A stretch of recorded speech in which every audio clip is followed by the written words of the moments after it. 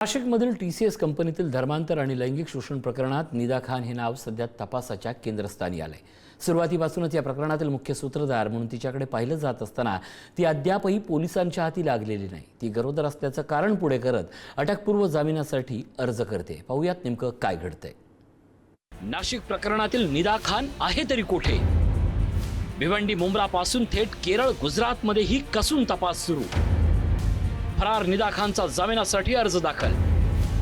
गरोदरपणाच्या कारणाची निदा वापरते का ढाल?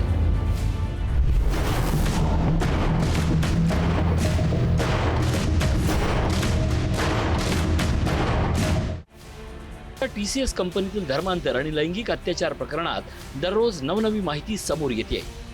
त्यामध्ये सुरुवातीपासूनच फरार असल्यानं चर्चेत असलेली निदा खान अजूनही पोलिसांच्या हाती लागलेली नाही। तिचा शोध घेण्यासाठी विशेष तपास पथकानं राज्याबाहेरही मोहीम उघडली आहे। भिवंडी, मुंबई, गुजरात, केरळ आणि काश्मीर या भागामध्ये तिचा शोध घेतला जातोय।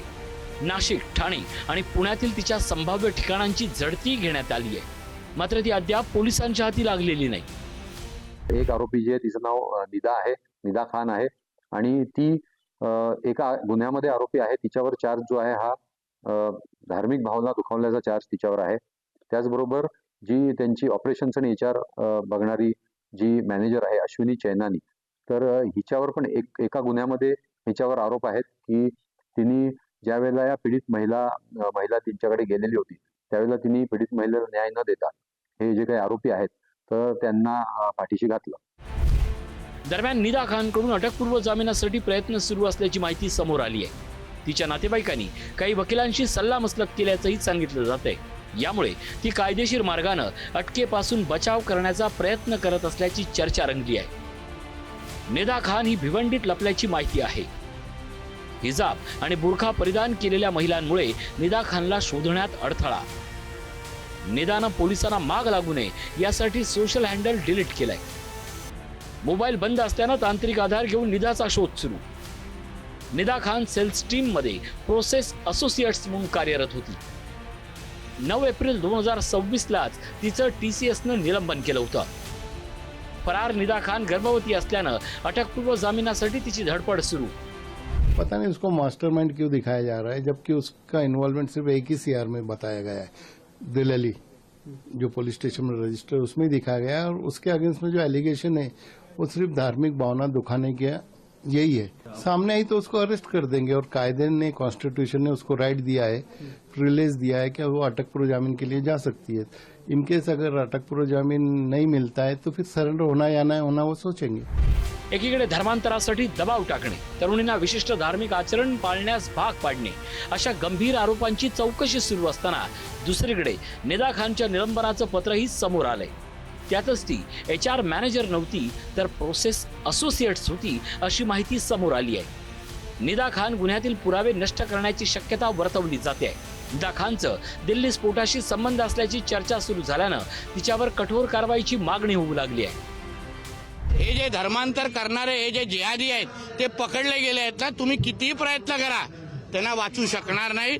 खूप पुरावे येत आहेत, त्यांना जो इंटरनॅशनल फंडिंग झालेली आहे, तो जो काय दिल्लीला जो लाल किल्ल्यावर बॉम्बस्फोट झाला तिचे लिंक आहे तिच्याबरोबर। म्हणून तर आम्ही बोलतो ना, नोकरी आता पहिलं व्यवहार करत असताना, खरेदी करत असताना हिंदूंबरोबर करा असं आम्ही सांगायचो। आता नोकऱ्या पण फक्त हिंदूंनाच द्या आता सांगण्याची पाळी सगळीकडे आलेली आहे। ती निदा खान, मला असं कळलं की आज कोर्टामध्ये तिला अटकपूर्व जामीन मिळावा म्हणून अर्ज करण्यात आलेला आहे।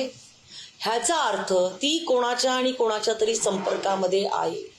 माझी मागणी आहे की पोलिसांनी जर सरकारी त्यांचे वकील जे आहेत हे जर कोर्टामध्ये मागणी करतायत की त्यांना अटकपूर्व जामीन द्यावा म्हणून, मग ती कोणाच्या ताब्यामध्ये, कोणी तिला लपवलेलं होतं त्यांच्यावरती देखील पोलिसांनी कारवाई करून तिला देखील लवकरात लवकर अटक करावी। दरम्यान नाशिकमधील TCS कंपनीतील धर्मांतर आणि लैंगिक शोषण प्रकरणाला आता अधिक गंभीर आणि संवेदनशील वळण लागतंय। तपासाचा फोकस केवळ लैंगिक अत्याचार आणि धर्मांतराच्या आरोपापुरता मर्यादित न राहता संभाव्य राष्ट्रीय सुरक्षेच्या मुद्द्याकडेही वळलाय। या प्रकरणातील फरार निदा खान हिचा शोध अद्याप लागलेला नसताना तिचे संबंध थेट दिल्लीतील एका स्फोट प्रकरणातील आरोपी डॉक्टर शाहीन हिच्याशी असल्याचाही संशय बळावला आहे। निदा खान पोलिसांच्या हाती लागल्यानंतर याबाबतचं गूढ उकलू शकेल. तिच्याबाबत समोर येणारी माहिती तपासाला वेगळ्या वळणावर घेऊन जाण्याची शक्यता आहे. त्यामुळे निदाचा शोध लागणं महत्वाचं असून विशेष पथकाच्या तपासात काय समोर येणार याकडे सर्वांचं लक्ष लागलंय. निदा खान तपास यंत्रणेच्या रडारवर असलेलं सर्वात मोठं नाव. निदा खान सध्या पोलिसांच्या हाती लागत नाहीयेत. निदा खानच्या संदर्भात समोर आलेली माहिती गंभीर असून तितकीच धक्कादायक देखील. निदा खानच्या संदर्भात समोर येणारी माहिती प्रकरणाला अधिकच गुंतागुंतीची बनवते. यामध्ये प्रश्न एकच आहे, निदा खान पोलिसांच्या हाती लागत नसल्यानं पुरावे नष्ट करण्याची भीती व्यक्त केली जाते. त्यामुळे SIT या गुढाचा शेवट गाठणार का हे पाहणं महत्त्वाचं ठरणार आहे. व्हिडिओ जर्नलिस्ट योगेंद्र महाजनसह मी किरण ताजने, पुढारी न्यूज, नाशिक.